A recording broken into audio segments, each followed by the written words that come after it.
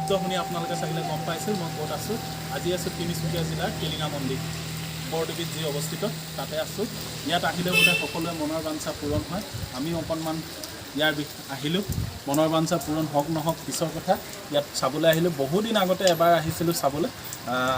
কিন্তু তেতিয়া মানে ইমান সুবিধাজনক নাছিলে। আৰু এতিয়া আহিছোঁ বহুত বছৰৰ পিছত বুলি ক'ব লাগিব, দিন বুলি ক'লে ভুল হ'ব, বহু বছৰৰ পিছত আহিছোঁ। আজি তাকে টিলিঙা মন্দিৰটো অকণমান আপোনালোকক দেখাম আৰু ইয়াৰ বিষয়ে অকণমান পূজাৰীৰ লগতো কথা পাতিবলৈ চেষ্টা কৰিম। আহক আগুৱাই যাম।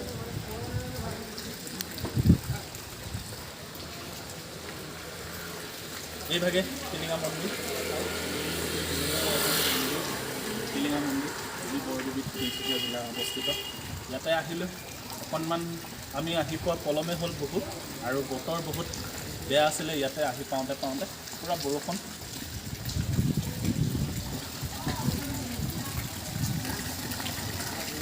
মন্দিৰলৈ যিহেতু আহিছোঁ, মন্দিৰলৈ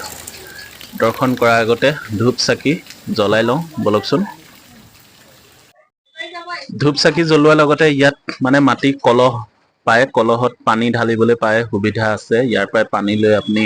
যদি বাহিৰৰ পৰা পানী নানে তেতিয়াহ'লে পানীটো ঢালিব পাৰিব। হৰ হৰ মহাদেৱ, জয় ভোলে শংকৰ। আহি গ'লোঁ টিলিঙা মন্দিৰ। আপোনালোকক কৈছে টিলিঙা মন্দিৰত মই আছোঁ। এতিয়া সন্ধিয়া আৰতি দিবই সময় হ'ল। এতিয়া মেইন পূজা ভাগ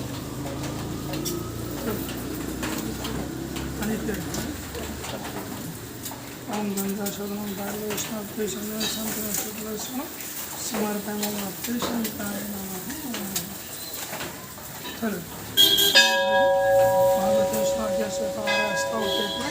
ओम अध्यापनाय नाम गोत्र मम भाव ओम नाम गोत्रस्य उत्पन्न सपारिवारिक नातेषु नित्य ऋतुफल सहित पुत्रपत्र शिवार्थं परिवेशे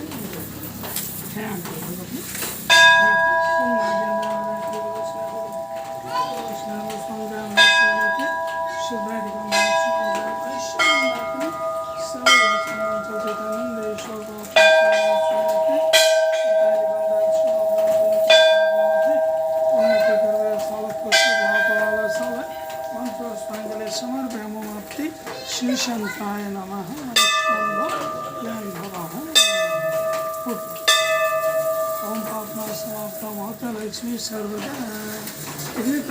আমাৰো পূজা পাতল কৰা হৈ গ'ল, আৰু দেৱে কোৱা মতে আমিও এই খুঁটাটোত এনেধৰণে ৰছী পকাই দিলোঁ, আৰু খুব সুন্দৰভাৱে পূজাভাগ হ'ল। যিহেতু খুব ভাল লাগিছে মনটো। আৰু এইবিলাক আপোনালোকক দেখাইছোঁ টিলিঙা, কেনেধৰণে টিলিঙা চাওক, সৰু বৰ মিডিয়াম মানে সকলো ধৰণৰ টিলিঙা ইয়াত যিসকলে মনৰ আশা পূৰণৰ হেতু বান্ধে এই মন্দিৰ ভাগত। চাওকচোন আপোনালোকে নিজে কিমান এভাগ সুন্দৰ মন্দিৰ আৰু কিমান ধৰণৰ ইয়াত টিলিঙা আছে তাৰ যে হিচাপ নাই। আৰু আপোনালোকক দম কেনেকৈ দম পাতি আছে সেইখিনিও দেখুৱাম। ইফালে আপোনাৰ বাওঁ চাইডে মন্দিৰটো যি বাওঁ চাইড আছে, সেই বাওঁ চাইডে পুৰা আপোনাৰ টিলিঙা মানে দম পাতি আছে। হাজাৰৰ ওপৰত মানে লাখৰ কোটি হৈছে টিলিঙা, মানে দেখিছে নহয় কিমান টিলিঙা অজস্ৰ মাটিৰ ওপৰত, মানে হিচাপ নাই। সৰুৰ পৰা ডাঙৰলৈ, ডাঙৰবিলাক আপোনাৰ দেখিছে ইমান ডাঙৰ ডাঙৰ টিলিঙা আছে এইবিলাক। যিহেতু টিলিঙা মন্দিৰ মানে টিলিঙা প্ৰসিদ্ধ, আৰু এইটো এটা দেখুৱাইছোঁ আপোনালোকক বিশাল ডাঙৰ টিলিঙা। তেওঁ চাকিলে ডাঙৰকৈ মনৰ বাঞ্ছা পূৰণ হৈছিলে সেইটো, সেইকাৰণে অকণমান জমনি কৰিছোঁ। যোনে দিছে তেওঁ খুব আত্মসন্মানে খুব শ্ৰদ্ধাৰে তেওঁ টিলিঙা ইয়াত প্ৰদান কৰিছে। আৰু ইয়াৰ পৰা তালৈকে দেখিছে নহয় গোটেই টিলিঙা ইয়াতে, মানে টিলিঙাৰ হিষ্টৰী যেতিয়া টিলিঙা মন্দিৰ যদি আপোনালোকক মন্দিৰটো বাওঁ চাইডৰ পৰা এইটো ফটো দেখাইছোঁ। আৰু গছজোপা যিহেতু আহঁত গছ, কিমান ওখ আৰু কিমান বিশাল জেগা এডোখৰ আগুৰি আছে চাওকচোন। এইটো হয়তো কনষ্ট্ৰাকশ্যনৰ কাম চলি আছে, তেওঁ গছজোপা এনেকৈ বেৰি দিব চাগিলে। আপোনালোকক যিহেতু টিলিঙা মন্দিৰৰ বাহিৰে ভিতৰৰ সকলোখিনি দেখালোঁ আৰু পূজা পাতলো কৰিলোঁ, সকলোখিনি খুব মনৰ সন্তুষ্টি লাভ কৰিছোঁ মই ইয়াতে আহি আৰু খুব এটা নীৰৱ নিৰ্জন আৰু শৃংখলাবদ্ধ পৰিৱেশ এটা আছে যিহেতু মই অহা আজি অকণমান পলমে হ'ল আৰু দেও আছে ইয়াত বিশেষকৈ জনা বুজা মানুহ একদম দেওৰ লগত অকণমান আপোনালোকেতো জানেই মই কেনেধৰণৰ এই চেনেলত গোটেইখিনি দি থাকোঁ তেওঁলোকে দেওৰ লগত অকণমান কথা পাতিবলৈ চেষ্টা কৰোঁ বলকচোন দেও নমস্কাৰ আপোনালৈ আপোনাৰ চৰণত প্ৰণিপাত আৰু মহাদেৱৰ চৰণতো প্ৰণিপাত কৰি আপোনাক মোৰ চেনেললৈ স্বাগতম জনাইছোঁ আপোনাৰ এই টিলিঙা মন্দিৰভাগ কিমান দিনমানৰ পৰা প্ৰসিদ্ধ হৈছে বুলি আপোনাৰ হয় 55-56 বছৰমান হৈছে ইয়াত মই শুনাত এইটো কিমানটো সঁচা আৰু কিমানটো মিছা সেইটো আপুনি নিজে ক'ব ইয়াত এজন ব্যক্তিয়ে সপোনত দেখুৱাইছিলে বুলি ধাৰণা কৰিছিল কোনো দেখা নাই হয় আপোনাৰ হিৰলিংগখন দেখিছে ন হয় হিৰলিংগখন আপোনাৰ এই আগতে গোটেইবোৰ বাগান আছিলে হয় এই বাগানৰ মাজত গছটো আছিলে হয় এতিয়া সন্ন্যাসী এজন চালে প্ৰথমে হয় তেওঁ চালে যে গছৰ মাজত এতিয়াতো ধৰক গছটো শুকালে বুলি আপোনাৰ পূৰা কিলাইলে দেখি পাইছে তেতিয়া দেখিব পোৱা নাছিলে এনেকৈ শিপা থাকে যে শিপা মাজত আছিলে সন্ন্যাসীজনে গৈ বাগানৰ মালিকক ক'লে এনেকৈ আপোনাৰ তাত হিৰলিংগটো ওলাইছে এই বাগানৰ মালিকে মানুহ পঠিয়াই চাফ চিকুণ কৰিলে চাফ কৰি দেখি সৰু এটা হিৰলিংগ ওলাই আছে আৰু আমাৰ হিন্দু মানুহ জানে আৰু ক'ৰবাত ভগৱানৰ মূৰ্তি দেখিলে আমি পূজা আৰম্ভ কৰি দিওঁ তেতিয়াৰ পৰা পূজাটো আৰম্ভ ডেকা আছিলে ভগৱানৰ মন্দিৰতে কাম কৰি আছিলে ডেকাক মাতি ৰাতিপুৱা গধূলি পূজা কৰা সেই তেতিয়াৰ পৰা পূজাটো আৰম্ভ হৈছে এই গছজোপা আছিলে মানে বাগানৰ মাজত গোটেইবোৰ বাগান আছে এইটো এজোপা আহঁত গছ হয় এই আহঁত গছজোপা এতিয়া মানুহে মহাদেৱৰ মূৰ্তি মহাদেৱৰ মূৰ্তি থাকক বা টিলিঙা মন্দিৰলৈ পৰিৱৰ্তন হয় তেনেকুৱা হৈ গ'ল হয় আপোনাৰ ধৰক প্ৰত্যেক মন্দিৰতে আপোনাৰ টিলিঙে থাকে হয় এই শিৱ মন্দিৰত অলপ বেছি যিকোনো মন্দিৰত গ'লে শিৱ মন্দিৰত অলপ বেছি হয় আপোনাৰ টিলিঙা বান্ধি মানে ধৰক যেনেকৈ ধৰক আপুনি পূজা কৰিলে টিলিঙা এটা বান্ধিলে আপুনি যদি চবে টিলিঙা আছে মই এটা বান্ধি দিম এই পৰম্পৰা নিচিনা হৈ গ'ল এই টিলিঙা বেছি থকাৰ কাৰণে নামটোৱে চেঞ্জ হৈ গ'ল টিলিঙা আৰু মানুহৰ বিশ্বাস লোকবিশ্বাস মানে মানুহৰ লোকবিশ্বাস এইটোৱে যে তিনিচুকীয়া এতিয়া বিহু গানে চিহু গানে আছে তিনিচুকীয়া যাম টিলিঙা মন্দিৰ বান্ধিম মনৰ বাঞ্ছা পূৰণ হ'ব এনেকৈ মানে কিবা আছে নেকি এতিয়া মানুহে ক'ব পাৰিব যে পূৰণ হৈছে হয় যিকোনো টিলিঙা মন্দিৰ বুলিয়ে নহয় যিকোনো আপুনি ভগৱানক ভক্তি দিলে আপুনি চেনেলত কাম কৰে আপুনি যদি ভালদৰে যদি কাম কৰে আপুনি অট'মেটিক কৰ্মচাৰ হ'ব ভগৱানক ভক্তি দিলে অট'মেটিক মনৰ ইচ্ছা পূৰণ হ'বই হয় এইটো বিশ্বাস এটা মানুহৰ হয় আপুনি এই মহাদেৱৰ মন্দিৰ ভাগলৈ যে আহিছে মানুহ টিলিঙা বান্ধিছে সেইটো নহয় মহাদেৱৰ মন্দিৰ য'তে আছে তাতে আপুনি শ্ৰদ্ধা কৰক আৰু কি মানে শ্ৰদ্ধা কৰিলে সেই ফলটো পাব কিন্তু মানুহৰ মুখে মুখে যে প্ৰচলিত হৈ আছে প্ৰচলিত হৈ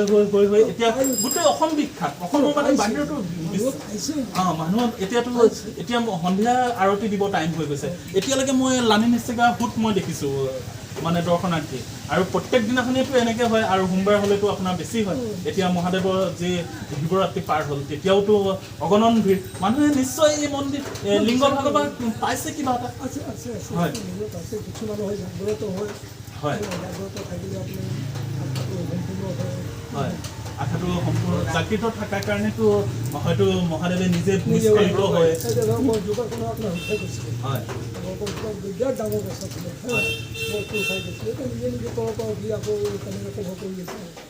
এই গছজোপা মাজতে ঢুকাই গৈছে হয় সেইটো মহাদেৱৰ কৃপা এইটো মানে মাজতে ঢুকাই গৈছিলে গছজোপা নে আকৌ মানে জীৱিত হৈ গৈছে ডাঙৰ গছ আপোনাৰ ৰাস্তা সেইপিনে পাৰ কৰিছিলে এই আপোনাৰ পাইপটো দেখিছেনে ডাঙৰ চাপত দিছিলে এই গছটো উঠালে তাৰ ওপৰতো আছে সেইবোৰ চব পিছত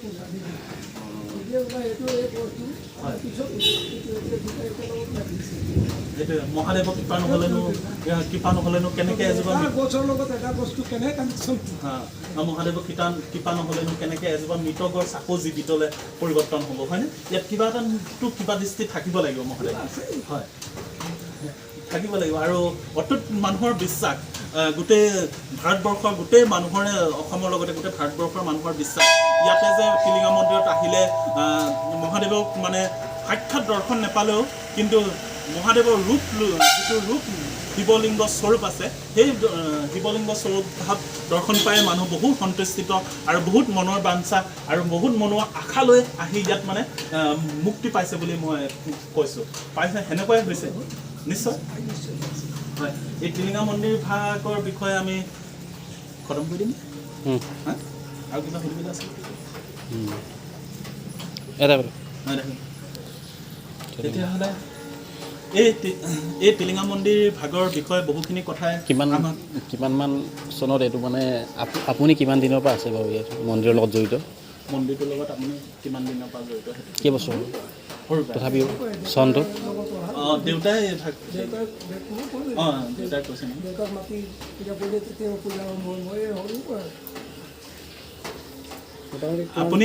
আপুনি তেতিয়াহ'লে এই ভাগ মন্দিৰৰ লগত সৰুৰ পৰাই জড়িত হৈ আছে হয়নে আৰু সৰুৰ পৰা যিহেতু জড়িত হৈ আছে আৰু এভাগে এভাগ আহঁত গছ আছে বৰগছ হিচাপে আছিলে আৰু এই পিছৰ ষ্ট্ৰাকচাৰ মানে যিটো এতিয়া টিলিঙা স্বৰূপৰ ৰূপ প্ৰদান কৰা হ'লে কিমান জন মানুহ 10-12 বছৰ মানুহ 10-12 বছৰমান হৈছে মন্দিৰটো ইমান য'ত আপুনি থিয় হৈছে হয় হয় এনেকৈ বাগান লাগি আছে এই তেনেকুৱা বাগানত যে সোমোৱা ৰাস্তাবোৰ থাকে যে ফেঞ্চিঙৰ পৰা নাথাকে যে মানে ফুটি দুপিনে থাকে এইটো ৰাস্তা আছিলে তাৰপৰা সৰু গেট লগৰ তাৰপিছত অলপ ডাঙৰ হ'ল তালৈ গ'ল তাতে এটা গেট লগৰ হ'লে গেটটো বনোৱা সময়ত অলপ ডাঙৰ নিজে তেওঁ আৰু যিমান লাগে ইমান মালিকে দি আছে মহাদেৱে যিমানটো প্ৰয়োজন হ'ল তেওঁ বিশ্ৰামৰ যিমানটো প্ৰয়োজন হ'ল সিমানটো জেগা তেওঁ নিজেই নিৰ্ধাৰিত কৰি আৰু বাগানৰ কৰ্তৃপক্ষকে এইডোখৰতে ধন্যবাদ দিব লাগিব তেওঁলোকেও মানে ইয়াত সহযোগ কৰিছে খুব তেওঁলোকে আৰু এই ষ্ট্ৰাকচাৰ মানে ঘৰখন বনাওঁতে ইয়াৰ পুঁজি কোন চৰকাৰৰ ফালৰ পৰা আহিছে হয় এইটো বিল্ডিং এইখিনি চব বাগানে কৰা দক্ষিণা যিটো আহে তাৰপৰা কিছুমান দৰকাৰী বস্তু হয় এইটো কৰি আছে হয় এইটো যিটো দৰকাৰ যে আজি পৰিধানে ধৰক আপোনাৰ চেটটো নাছিলে দুৰ্গা পূজাৰ সময়তো বনোৱা হয় এই ৰ'দ হ'লে মানুহৰ অসুবিধা হয় বৰষুণ হ'লে অসুবিধা হয় আমি দেখিছোঁ যে তালৈকে একদম ঘৰটো আছে তালৈকেতো ভক্তৰ একদম লাইন হৈ থাকে মানে কেতিয়াবা সোমবাৰ যেন আপোনাৰ ভিৰ হয় শিৱৰাত্ৰি যেনেকৈ ভিৰ হয় তেতিয়া মানুহে ৰ'দ হ'লে ৰ'দত থিয় হৈ থাকিব লাগে বৰষুণ হ'লে বৰষুণ থাকিব লাগে মই ইয়াতে আজিৰ পৰা প্ৰায় তেতিয়া বগীবিল ব্ৰিজখন হোৱা নাই 8 বছৰ 10 বছৰমান হ'ল চাগিলে মই তেতিয়া ইয়াত মানে বলবম শৰণাৰ্থী হিচাপে আহিছিলোঁ তেতিয়া মানুহ মই ইয়াতে বহুত মানুহ লগ পাইছে হয় বলবমত আহিছিলোঁ শাওণ মাহৰ সোমবাৰ এটা আছিলে আৰু দিনে ৰাতিয়ে তেতিয়া মানে মানুহ লানি নিচিগা গোট আছিলে ইয়াতে একদম পূৰা মানুহ মানে গেডাৰিং হৈ আছিলে পূৰা বলবমৰ কাৰণে বেছি ভিৰ হয় আৰু তাৰ পিছত আকৌ আজি আহিছোঁ বাবাই ইয়াৰ নিমন্ত্ৰণ দিছে আজিয়ে মাতিছে আহি ই বহুত দিনৰ পৰা কৈ আছে টিলিঙা মন্দিৰ এবাৰ যাব লাগিছিলে আমি চেনেলৰ হৈ যেতিয়া কাম কৰি আছোঁ কিন্তু নিমন্ত্ৰণ আজিয়ে দিছে দেখি আজিয়ে আহিছে কিন্তু অহা অলপ পলম হ'ল আৰু এইটো সময়তো মাতিছে নামাতিলে আৰু ভাল নহ'ব আপুনি ৰাস্তাটো গুচি যাব হয় তেওঁ আমাৰ দৰ্শন এনেকুৱাটো তীৰ্থৰ জাতি কিছুমানো হৈছে চাগিলে হৈছে বহুত মানুহে আহিছে হয়তো বহুত দূৰণিৰ পৰা কষ্ট কৰি আহি লাষ্টত কিবা এটা নহয় কিবা এটা বিজুতিৰ কাৰণে দৰ্শন পোৱা নাই হয় খুব ধন্যবাদ দেৱলে খুব ধুনীয়া আতুনটুকাৰীকৈ আপোনালোকক কথাখিনি বুজাই দিলে আৰু টিলিঙা কিয় প্ৰসিদ্ধ হ'ল সেইখিনিও বুজালে আপোনালোকে খুব এইখিনিতে আমি ধন্যবাদ জ্ঞাপন কৰিছোঁ মোৰ চেনেলক ইমানখিনি আপুনি সময় দিয়াৰ বাবে আপোনালোক খুব কৃতজ্ঞ ধন্যবাদ বহুখিনি কথাই আমি আলোচনা কৰিলোঁ বহুখিনি কথাই গম পালোঁ দেউতা আৰু ভৱিষ্যতে বহুখিনি কথাই জানিবৰ কাৰণে আৰু শক্তিশালী হওক এই মন্দিৰভাগ আমিনো কম আমি শক্তিশালী হ'বলৈ ক'বলৈ কোনো আমাৰ অধিকাৰ নাই কিন্তু জাগৃত হৈ থাকক মহাদেৱৰ খুব কৃপাদৃষ্টি সকলো দৰ্শনাৰ্থীৰ কৃপাদৃষ্টি হওক ইয়াই কামনা কৰিলোঁ আৰু সকলো দৰ্শনাৰ্থীয়ে মনৰ বাঞ্ছা পূৰণ হওক সেয়াই মোৰ ফালৰ পৰা কামনা কৰিলোঁ আৰু আজিলৈ ভিডিঅ'টো ইমানেই যদিহে ভিডিঅ'টো চাই ভাল লাগিলে চেনেলটো ছাবস্ক্ৰাইব কৰিবলৈ নাপাহৰিব কাষতে থকা বেল আইকনটো দবাবলৈ নাপাহৰিব মনোবল দি যাওক আপোনালোকক যাতে সুদূৰ ভৱিষ্যতলৈ আৰু বহুখিনি মন্দিৰ আৰু দৰ্শনৰ তীৰ্থস্থান সকলো দেখুৱাব পাৰোঁ তাৰে অকণমান হ'লেও আপোনালোকে আশীৰ্বাদ কৰে যেন ধন্যবাদ সকলোলৈ